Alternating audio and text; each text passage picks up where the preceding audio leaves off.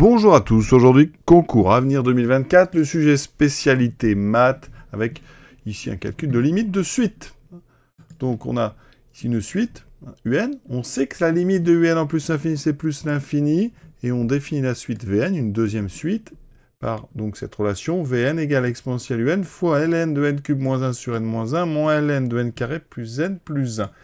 Qu'est-ce qu'on peut dire sur la suite Vn? Est-ce qu'elle diverge vers plus l'infini, vers moins l'infini?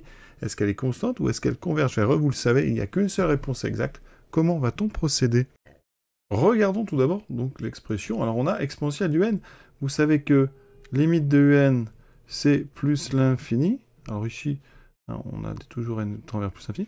Donc par composition, vous savez que l'exponentielle, on sait que la limite d'exponentielle grand x, quand grand x va vers plus l'infini, c'est plus l'infini. Donc par composition, de façon évidente, limite d'exponentielle de un, c'est donc aussi plus l'infini. Ça veut dire que vous avez un premier facteur dans votre expression ici. Ce premier facteur, il tend vers, ici, plus l'infini. Alors, qu'est-ce que fait l'autre? Alors, il y a une soustraction ici, avec des logarithmes, il y a pas mal de polynômes, donc qu'est-ce qu'on peut faire?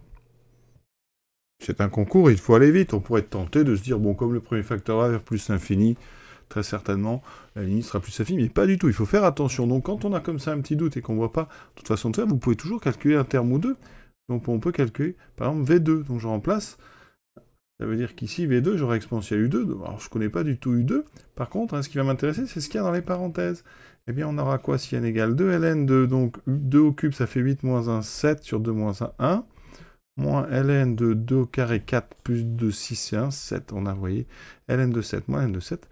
Donc le deuxième facteur vaut 0, ça veut dire que V2 vaut 0. Et si on regarde V3, eh bien, ça fera exponentielle de U3, mais on va multiplier par ln de donc 3 au cube, 27 moins 1, 26, sur 2, ça fera ln de 13.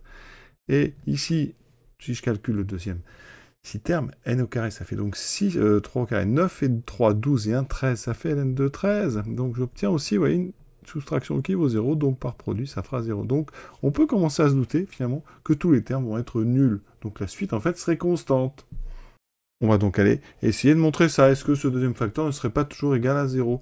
Alors, première chose, on a un logarithme avec ici une soustraction. Donc, on a une différence de deux logarithmes ln de a moins ln de b. Rappelez-vous, dans le cours, quel que soit a et b, donc strictement positif, la différence de deux logarithmes, c'est le logarithme du quotient. D'accord? Donc ici, on aurait un quotient. Ça veut dire que tout va se transformer en ln de, donc, n au cube moins 1 sur n moins 1, divisé par n carré plus n, plus 1. On a ici un quotient, donc on peut transformer ça en produit. J'ai donc ln de n cube moins 1 sur n moins 1, multiplié par l'inverse de n carré plus n plus 1. Donc j'ai un produit au dénominateur qui va être n moins 1 fois n carré plus n plus 1. Donc, et on va le faire ce produit, regardez n moins 1 fois n carré plus n plus 1. Donc je développe n au cube plus n2 plus n, moins n2 moins n, moins 1, regardez, les n carrés disparaissent, les n disparaissent, il me reste n cube moins 1. Donc ici, ça veut dire qu'en haut, j'ai n cube moins 1, et en bas, j'aurai ce produit qui vaut aussi n cube moins 1. Le rapport vaut 1, d'accord, puisque n est supérieur ou égal à 2, donc ça ne fait pas 0. On a un quotient de deux nombres égaux, ça veut dire qu'on a ln de 1, et donc c'est égal à 0. Ça veut dire que, eh bien, dans notre produit, le deuxième facteur, ici, vaut toujours 0. Donc, vous avez bien compris, quel que soit n supérieur ou égal à 2, Vn est égal à l'exponentielle de n fois 0.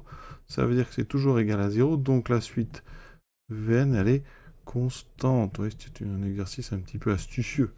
Donc la bonne réponse, c'est Vn constante. Cette petite question est terminée. À très bientôt.